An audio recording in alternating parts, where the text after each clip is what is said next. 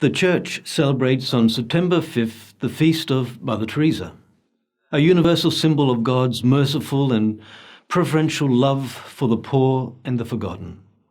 Her baptismal name was Agnes, and she was born on the 26th of August 1910 to Albanian parents back then was part of the Ottoman Empire.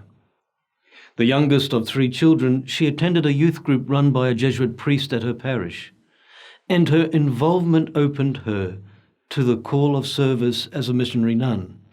So at the age of 17, she joined the Loreto Sisters and eventually was sent to Calcutta, where she taught in a high school. She contracted tuberculosis and was sent to rest at Darjeeling. It was on the train there that she received her calling, what she called an order from God, to leave the convent and work and live among the poor.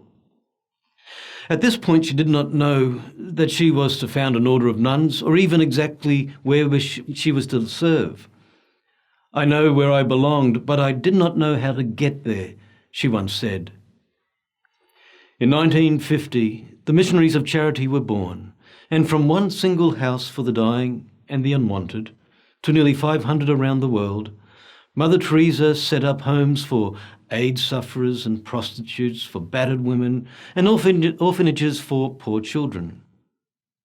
In our own archdiocese, the Missionaries of Charity, with their distinctive habit, are active in ministering to those who have come off second best in life.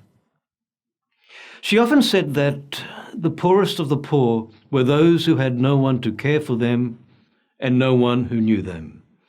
And she often remarked with sadness the millions of souls in the developed world whose spiritual poverty and loneliness was such an immense cause of suffering.